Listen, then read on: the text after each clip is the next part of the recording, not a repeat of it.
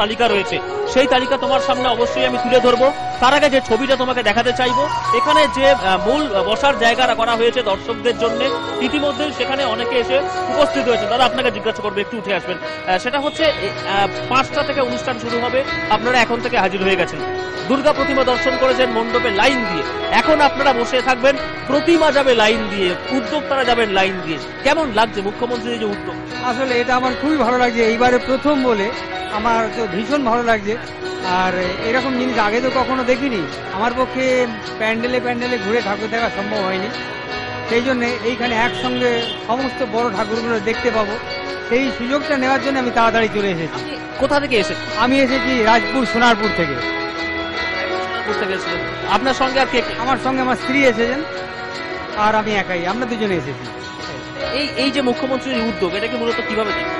এটা আমার ভীষণ ভালো লাগছে, এইটা প্রথম এই জিনিস, আমরা তো আগে কখনো এই জিনিস ভাবতেই পারিনি, এবার এই জিনিসটা আমার এত ভালো লাগছে যে আমি সত্যি মুখ্যমন্ত্রীর এই উদ্যোগকে আমার ভীষণভাবে সমর্থন জানাচ্ছি। আচ্ছা, আপনাকে জিজ্ঞাসা করবো, আপনি কোথা থেকে এসেছেন? এত 5টা থেকে প্রোগ্রাম শুরু হবে, 1টা বাজে আপনি এখানে এসে বসে আছেন, কিরকম লাগছে? খুবই সুন্দর লাগছে, এত সুন্দর একটা কার্নিভাল মানে দিদি অ্যারেঞ্জ করে দিয়েছেন, তা বাড়িতে থাকলেও বসে থাকতে হতো, দাঁড়িয়ে থাকতে হতো, তাই চলে আসলাম। এমনিও ফ্রি আছি আজকে, এই ননদকে নিয়ে চলে এসেছি, সোনারপুর থেকে আসছি।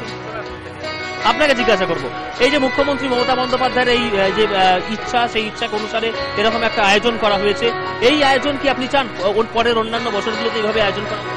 অবশ্যই, অনেকে যারা আমাদের বৃদ্ধরা আছে তারা বাড়িতে বসে থাকে, তারা বাইরে বেরিয়ে ঠাকুর দেখতে পারে না, তারা এরকম একটা অনুষ্ঠানের মাধ্যমে ঠাকুরগুলোর সাথে চেনা পরিচিত হতে পারে, এটা প্রত্যেক বছর করা উচিত। আপনি প্রতিমা দর্শন করেছেন বাইরে থেকে? হ্যাঁ, করেছি। সব জায়গায় আমি নাম বলতে পারবো না, আমি যাচ্ছি না তো এখানকার। কাছাকাছি কোনো জায়গায় গিয়েছিলেন? কলকাতার? গেছি।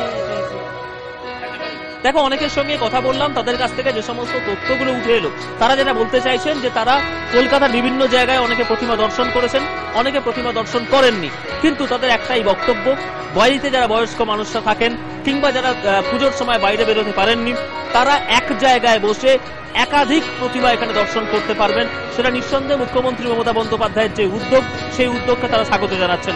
অনেকে বলছেন 5টা থেকে অনুষ্ঠান শুরু হবে, তার আগে তারা 1টার সময় এখানে এসে উপস্থিত হয়ে গেছেন। সেই উপস্থিত হওয়ার প্রধান কারণ তারা যেটা বলছেন যে বাড়িতে তো আমরা বসেই থাকবো, তো তার আগে এখানে এসে এই যে মুহূর্তটা, সেই মুহূর্তটা উপভোগ করার জন্যই তারা সেখানে আসছেন। দেখো, তোমাকে প্রথমে যেটা বলছিলাম যে আমাদের কাছে একটা তালিকা এসে পৌঁছেছে কোন কোন প্রতিমা কিভাবে এখানে দিয়ে যাবে। মূলত একদম প্রথমে যেটা থাকবে সেটা হচ্ছে সুরুচি সংঘ, তারপর থাকবে চেতলা অগ্রণী, তারপর থাকবে কালীঘাট মিলন সংঘ, তারপর শিব মন্দির, তারপর ভবানীপুর 75 পল্লী, তারপর 66 পল্লী, তারপর বাদামতলা আষাঢ় সংঘ।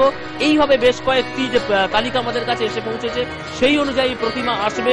তারপর সেটা এই যে রেড রোড রয়েছে, রেড রোড ধরে একদম চলে যাবে বাবুঘাটের দিকে, এবং সেখানেই সেই সমস্ত প্রতিমা নিরঞ্জন করা হবে।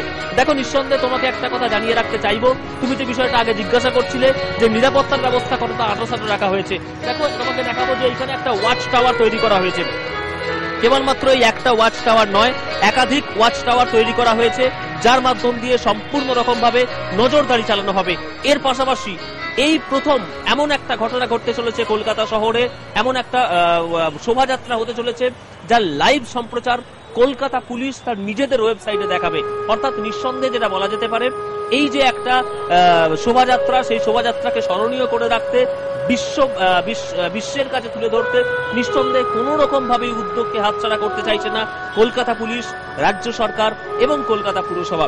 সব মিলিয়ে যেটা বলা যেতে পারে, সব রকম প্রস্তুতি প্রায় সারা হয়ে গেছে।